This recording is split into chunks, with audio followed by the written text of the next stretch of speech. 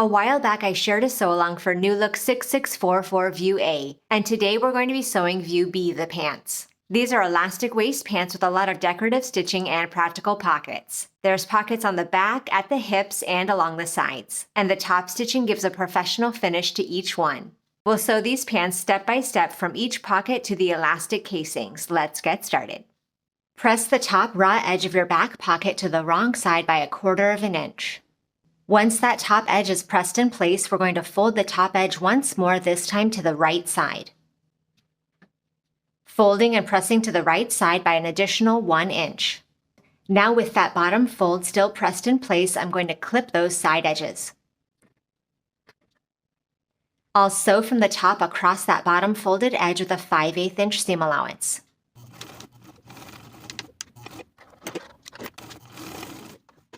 Then I'll trim away some of the seam allowance at those inner corners. And I'll turn this top section right side out. Then from the right side of the pocket, I'm going to top stitch along that bottom edge, securing that flap in place. Then I'll press the remaining side and bottom edges to the wrong side by 5/8 inch. Now on the front of the pocket, if you haven't already, you can transfer the decorative stitching lines. I've transferred them here with a heat erasable pen. Now we'll stitch right on top of those parallel lines.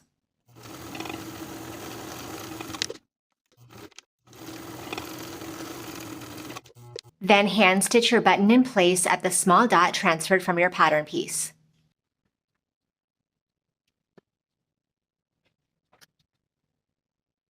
Along the top of your back pant piece, you have 2 dots indicating where we're going to be placing the top of the pocket.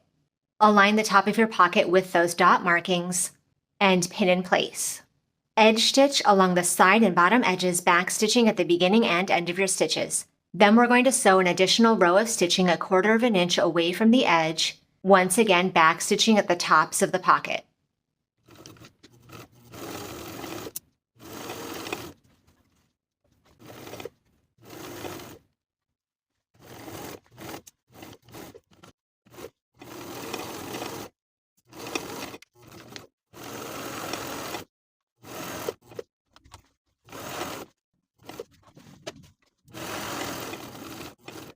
I've applied interfacing to the wrong side of one of my back flap pieces. Now I'll place an interfaced and uninterfaced pair right sides together and pin along the outer edge.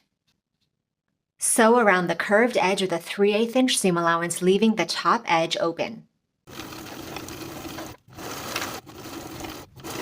Now I'll trim the interfaced portion of the seam allowance only.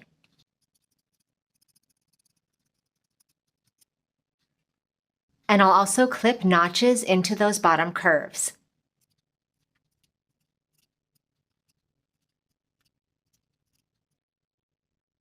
Turn the pocket right side out and give it a good press.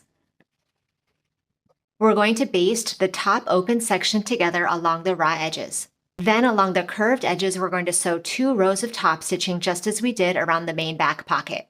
First edge stitching along the outer edge, then sewing once more with a 1/4 inch seam allowance.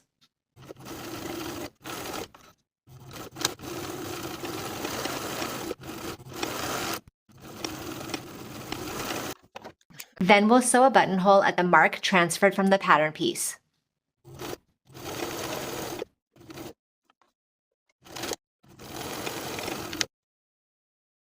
Align the raw edge of your pocket flap with the top edge of your pocket and pin in place.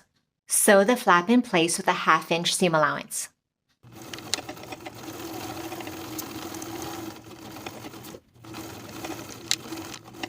Then we can trim that seam allowance by about half.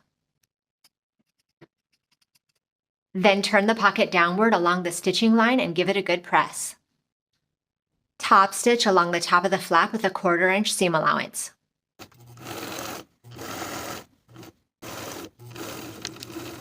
Repeat all of those steps for the other back pant to create the other back pocket. Place the corresponding yoke piece right sides together with the top of the back pant. Align the notches and pin in place. Sew with a 5/8 inch seam allowance, finish the raw edges and press the seam down toward the bottom of the pants.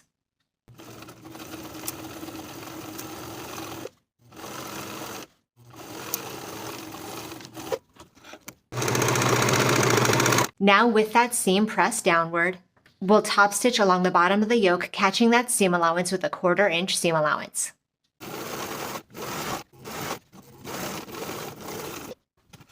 Once you've attached your yokes to both back pieces, we're going to stay stitch along the top raw edges of the yoke, just stitching with about a 1/2 inch seam allowance.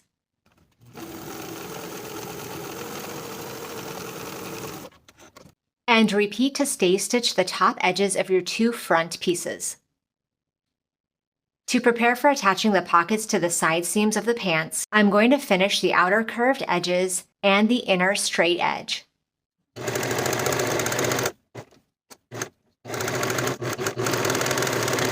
I've also gone ahead and finished both of the side seams of my front pant pieces from top to bottom. Now I'll place the straight finished edge of the pocket right sides together with the pant. Align the top edges and the notches along the side seams and pin in place. Sew both seams with a 3/8 inch seam allowance.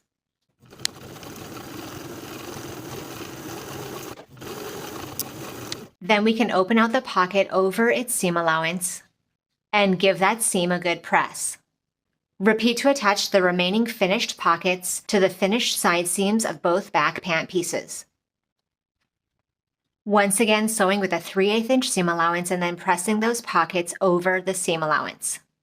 Place a corresponding front and back pant piece right sides together. And make sure that you've transferred the dots from your pattern piece. Now with the front and back pants right sides together as well as their pockets, we're going to pin from the top of the side seam all the way down to the bottom.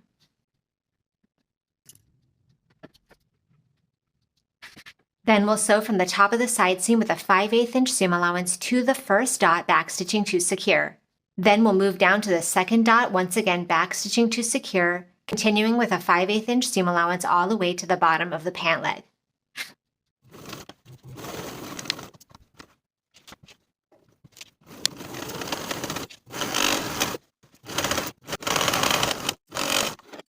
Press your entire side seam open and press the pockets apart. Now we'll flip these 2 joined pant legs to the right side and transfer your stitching line to the front piece. Before I stitch along the stitching line along the front pant and the front pocket piece, I'm going to place a few pins around my stitching line to make sure that the pocket piece underneath stays in place.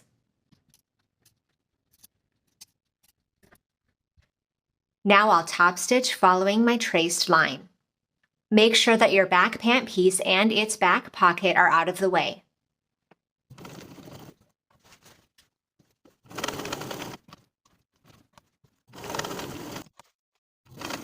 If you'd like to add a piece of decorative ribbon to the pocket opening, now you can do that following the pattern instructions. I'm not going to be adding this ribbon to my pants. Now I'll place the front and back pieces right sides together as well as their pockets. And I'll pin together the outer edges of the pockets.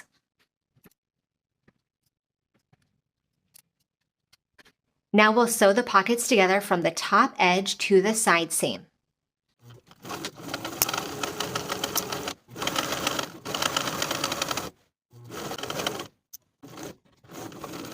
Here is the seam allowance that belongs to the back pant piece. Right at the bottom of the pocket, I'm going to clip into that back seam allowance to the side seam. This will allow us to press open the side seam from the bottom of the pocket to the bottom of the pants, and it will release the pocket so that we can press it toward the front pant piece. Pin the pocket in place to the top of the front pant and baste in place. Do this to create your side seam pocket for both sets of front and back pant pieces. Fold your side pocket in half wrong sides together, aligning the notches, and give that a press. Baste the raw edges together. Align the basted edges of your folded side pocket piece with the lower side pocket piece and pin in place along the top of the lower piece. Sew this seam with a 5/8 inch seam allowance, finish the raw edges, and press the seam up toward the top of the pocket.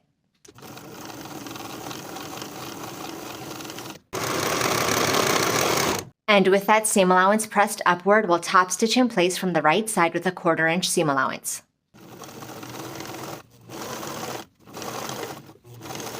Then sew your button in place at the marking transferred from your pattern piece.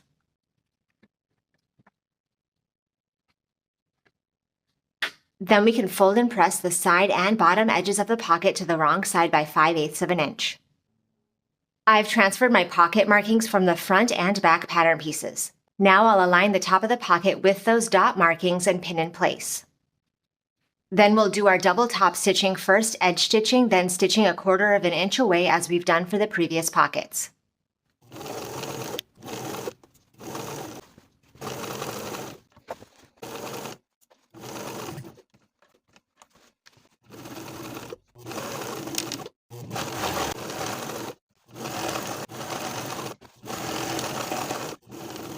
For the side pocket button loop, I'm going to cut a piece of cording 3 1/4 inches long.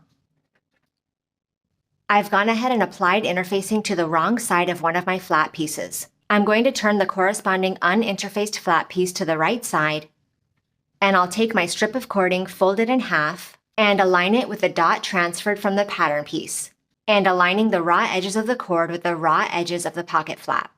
Baste the cord in place. Place the flat pieces right sides together and pin along the outer curved edges.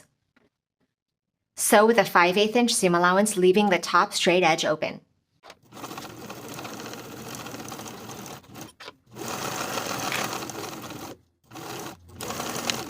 Then I'll trim the interfaced portion of the seam allowance and clip into the curves.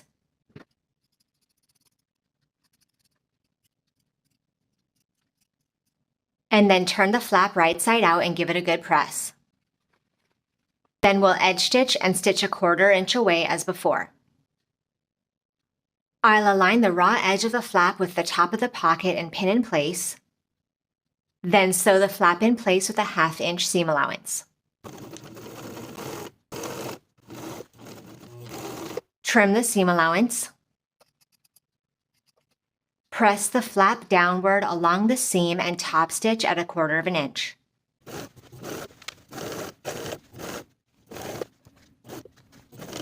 For the joined front and back pieces, I've gone ahead and finished the inseams on both sides. Now I'll place these front and back pieces right sides together and pin the inseam. Sew this seam with a 5/8 inch seam allowance, press the seam open, and repeat for your opposite pant leg. For each of these leg sets, I've gone ahead and finished the raw edges for the crotch curve. I'm going to turn one of my pant legs right side out and place it inside the pant leg, which is wrong side out. Now that these pant legs are right sides together, I'll pin the crotch curve. We're going to sew the crotch curve with a 5/8 inch seam allowance. Once you're done with the initial set of stitches, stitch on top of the first set of stitches once more to reinforce the seam.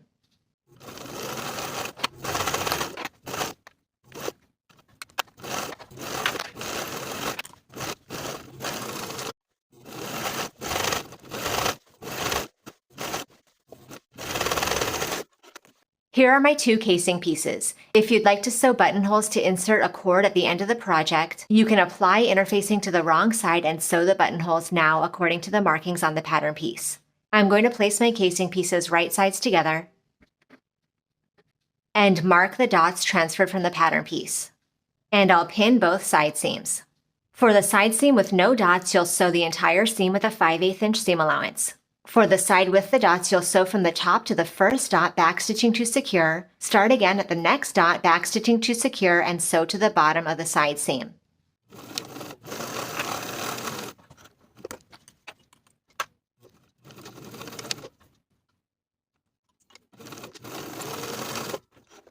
Press your seam allowances open. Then fold your casing in half, wrong sides together, and give that a good press. Now we're going to place the casing and the top of the pants right sides together. Note that the gap we formed in the stitching from sewing dot to dot should be facing you at this point so that when we flip it over, it's on the inside of the pant. Pin in place, aligning your notches and the side seams. Sew all the way around to attach the casing with a 5/8 inch seam allowance. Finish the raw edges and press them down toward the bottom of the pants.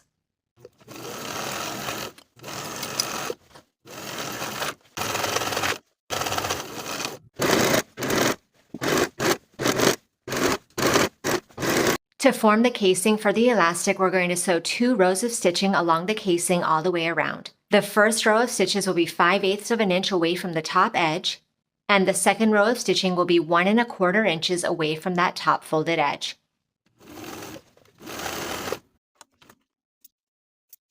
I've cut 2 strips of elastic according to the elastic guide pattern piece for my size. I'll secure one short end, and I'll lace it through the topmost gap in my stitching at the side seam.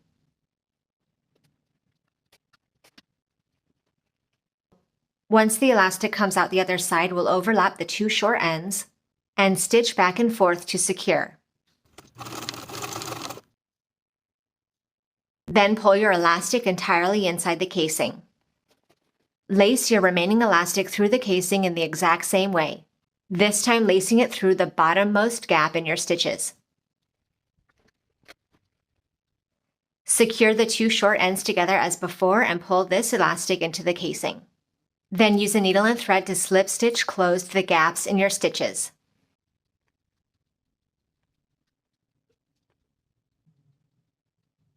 To keep the elastic from getting twisted inside the casing, you can stitch in the ditch in both of the side seams.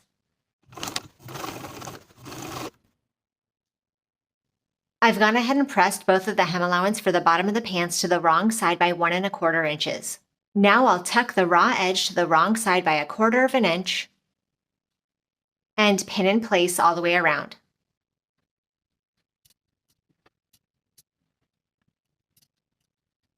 Sew the hem in place, edge stitching close to the top folded edge all the way around for both pant legs.